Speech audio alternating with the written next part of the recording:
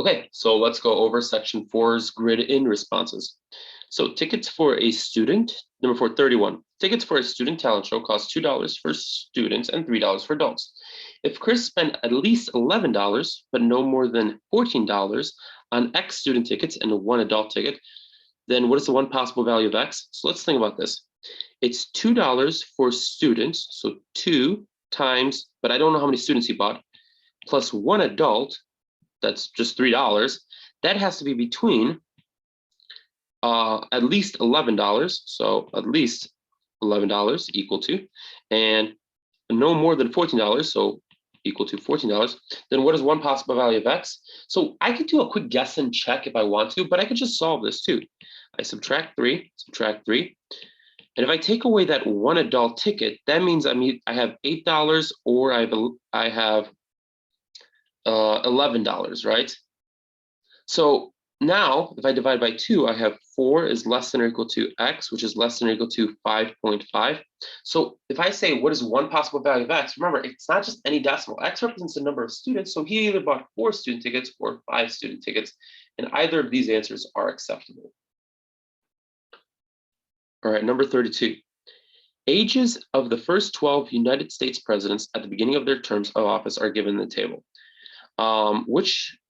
According to the table, what is the mean? Mean means average. Add them all up, divide by how many there are.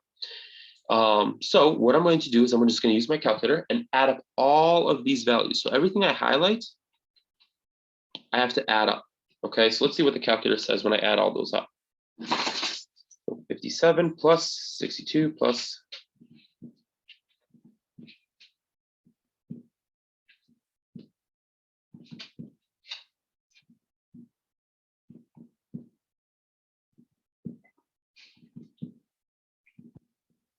I got 703 when I add them all up. Now, average, I have to divide by how many presidents there are. There are 12 presidents in this table, so I'm going to divide that by 12. And therefore, the average is, on my paper, 58.58333 repeating. Okay? So it says round your answer to the nearest tenth. This is your nearest tenth. And since it tells me to round, I do have to convert that. So it'll be 58 point. And since this is a 5 or higher, I will change that to a 6. And that's exactly what I have to grid in. Okay, remember there's 4 boxes for me to grid in. It's 58.6. Number 33. In the expression above, is the rewritten form of ax squared plus bx plus c. What is the value of b? So what I'm going to do is I'm going to clean this up by distributing everything and seeing what I'm left with. So I get negative 3x squared plus 5x minus 2 minus 2x squared plus 4x plus 2. And if I clean this up, I get negative 5x squared plus 9x plus 0. So then what is the value of b? What is the value of b? The number in front of the x.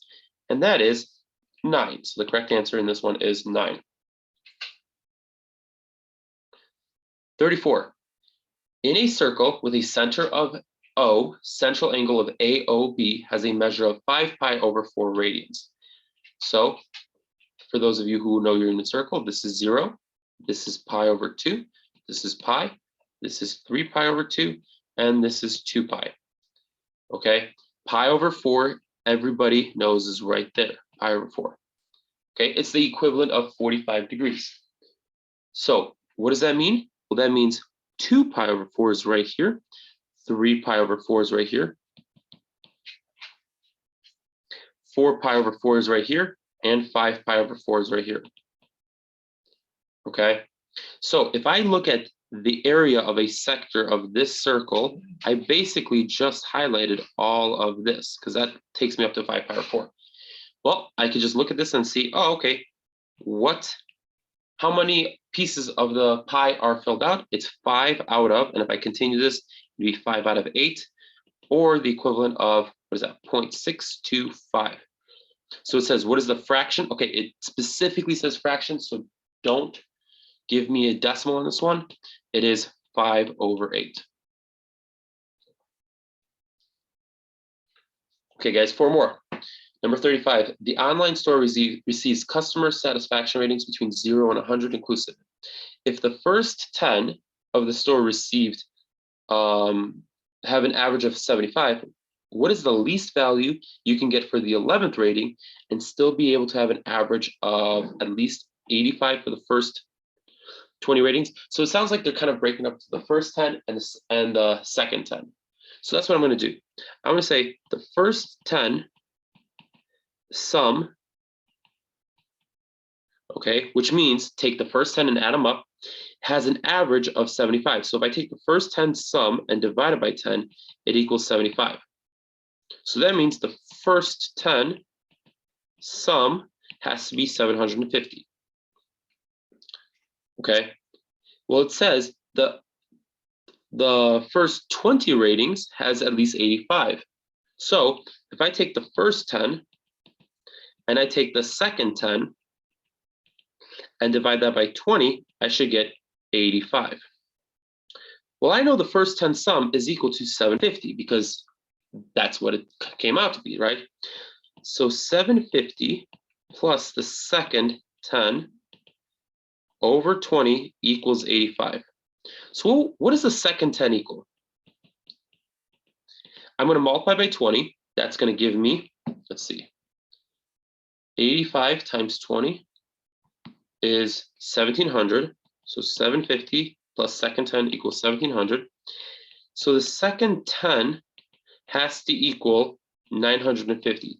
Now, if I think about this, the scores can only be between 0 and 100. If I want at least a score of 85, that means I need this to be greater than or equal to 950. Assuming the best for the score is 100, the 11th one has to be at least 50. Because if you think about that, I have the 11th one, and then I have the 12 through 20, correct? And I need this to be greater than 950. If this is less than 50, all of a sudden, even if these are all 100, I will not get to 950. So the least value you need is a 50. Okay.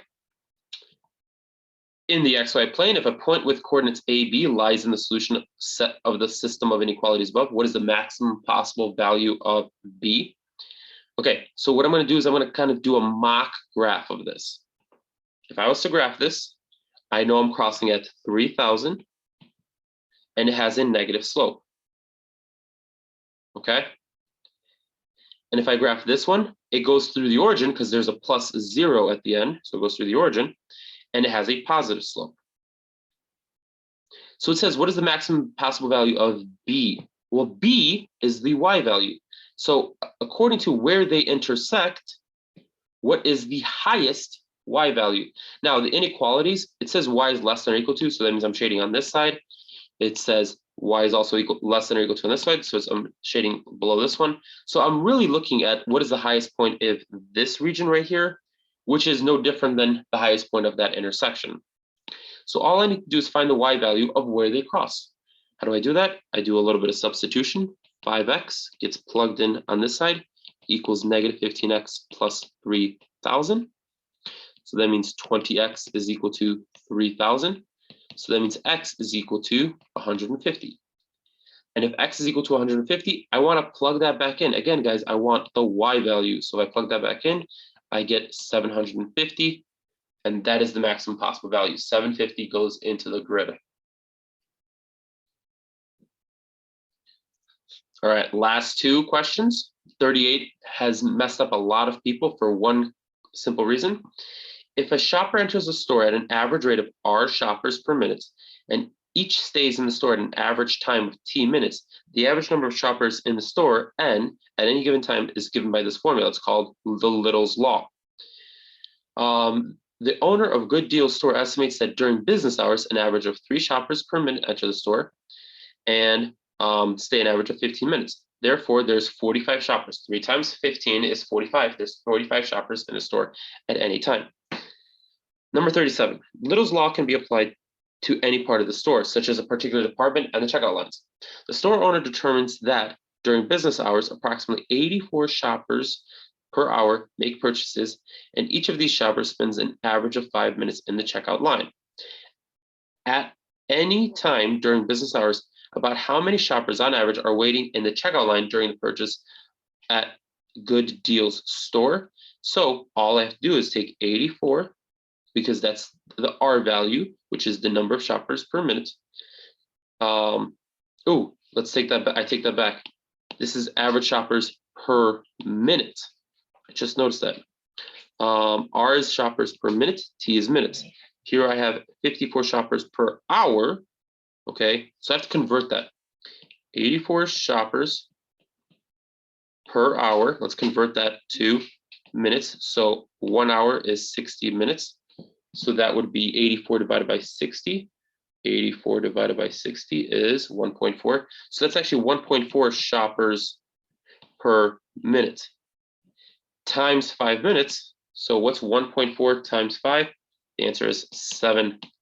So that would be the correct answer. Okay, we got to pay attention to our units here. Even I almost slipped up on that one where I had per hour here. Number 38, the owner of Good Deeds store opens a store across town. For the new store, the owner estimates that during business hours, an average of 90 shoppers per hour. Again, it's per hour, so we got to convert that to minutes. So we want to divide by 60. So 90 divided by 60 is equal to, what is that, 1.5, right? Yeah, 1.5. So it's 1.5 shoppers per minute enter the store, and each of them stays an average of 12 minutes. Okay. The average number of shoppers in the new store at any time is what percent less, percent change is new minus old over old, is what percent less than in the original store, okay? So in the original store, there was 45 shoppers. So here I'm gonna have to do 1.5 times 12. That gives me 1.5 times 12 is equal to 18. So new is 18 minus old is 45, divided by old is 45. And that gives me what? 18 minus 45 is negative 27, divided by 45 gives me negative 0.6. So that is a 60%. And it says, for example, 42.1%, enter in as 42.1. So 60, it should be the correct answer.